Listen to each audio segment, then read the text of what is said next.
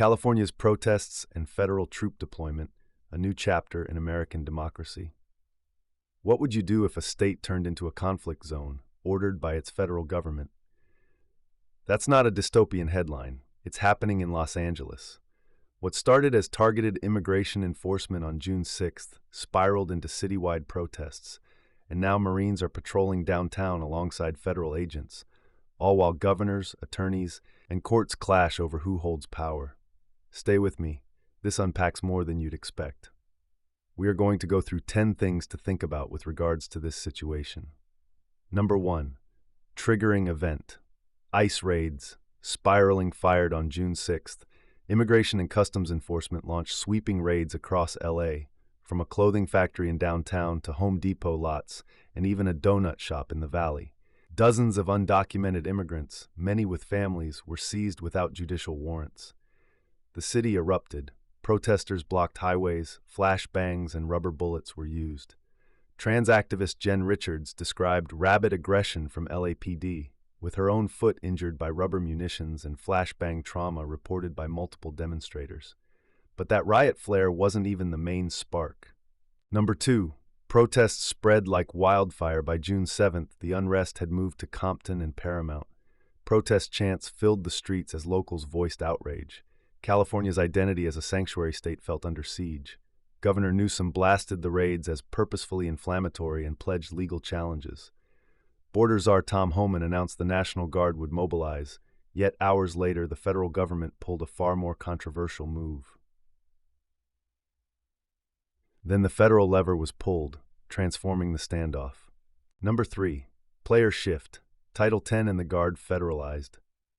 In a rare federal power play, President Trump invoked Title 10, federalizing some 2,000 members of California's National Guard, without Governor Newsom's blessing. Legal experts described it as the first such override since the civil rights era, a direct bypass of state authority. Courts were quick to react. California sued, arguing the deployment flew in the face of the 10th Amendment and state sovereignty. A federal judge refused to immediately block it, but the constitutional ground had shifted dramatically. Then came the deployment that startled many. Number 4.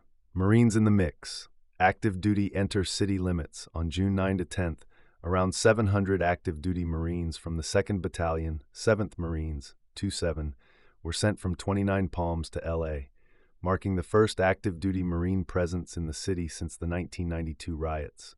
The Pentagon stressed their mission, protecting federal property and ICE personnel, no arrest powers, no roving patrols, but the optics were stark. Governor Newsom and LA Mayor Bass immediately denounced the move as un-American and purposefully inflammatory, claiming it escalated tensions rather than diffused them.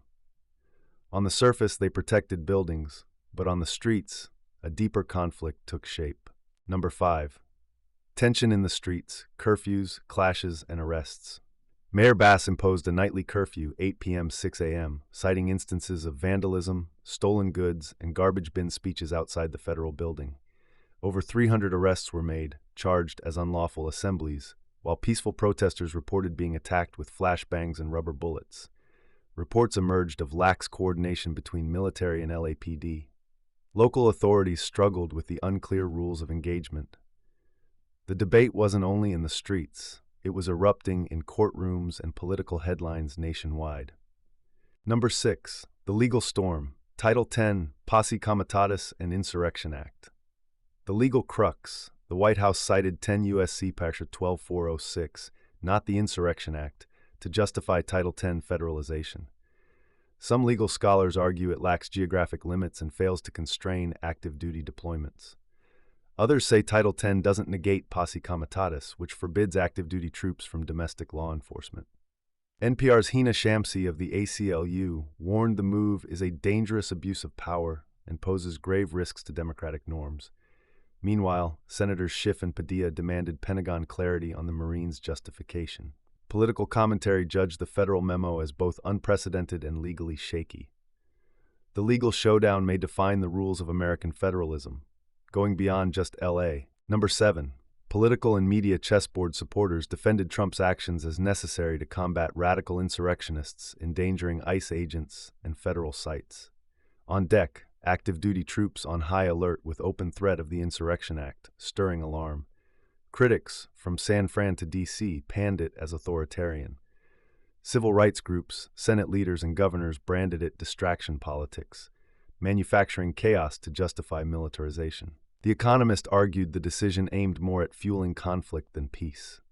On national broadcasts, voices like The View's Sunny Hostin blamed ICE for provoking the crisis and predicted a broader militarization of other sanctuary cities. Yet there's a tangible cost that few are talking about. Number 8. Money and logistics, the price tag of power. Pentagon estimates peg the mission at around $134 million over 60 days. That covers Guard, Marines, logistics, munitions, and command structure, Task Force 51 led by a 2-star general. Financial accountability is emerging as another battlefield, with California threatening to withhold state funds in protest. This isn't just today's crisis. The implications stretch beyond. Number 9. Public opinion and precedent, testing America's limits. International worries sprouted as travel advisories came from China, the UK, Mexico, Japan, and others. Foreign media mocked the spectacle. Iran's propaganda mocked it as "Make America Quashed Again." Domestically, the debate is sharper than ever. Civil rights advocates warn of an executive precedent that undermines civil liberties. Veterans and security analysts fear blurred lines between war and peace, crowd control, and the march toward militarized policing. State rights supporters see a reawakening of federalism's fault lines. Trump allies argue this shows federal authority can and must act when local governments allow chaos to spread. With so much uncertainty, what happens next? And finally, number 10. What comes next? Courts, politics, and the road ahead. Legal battles continue. Courts will decide if Title X justified active duty use. Meanwhile, federal officials threaten further escalation, invoking the Insurrection Act, issuing arrest warrants for state officials like Newsom and Bass, cutting federal funding. At the same time, grassroots protests continue, not only in LA, but now in San Francisco and San Diego. State and civil society activists are pushing for Insurrection Act reform, arguing against federal military deployment in civil contexts. This could morph from a headline to a national doctrine, federal troops in sanctuary cities, or maybe a cautionary tale prompting new legal guardrails. Now, in conclusion and viewer call to action, from secret raids to military presence, this is more than a security story. It's a constitutional reckoning. The future of American federalism, executive power, and citizens' rights is being tested on Los Angeles' streets. Do we accept federal military intervention in cities, or do we demand a new line be drawn? Let me know what you think. Drop a comment below. Are federal troops protectors or harbingers of a deeper crisis? Subscribe for more insights as this story continues to unfold.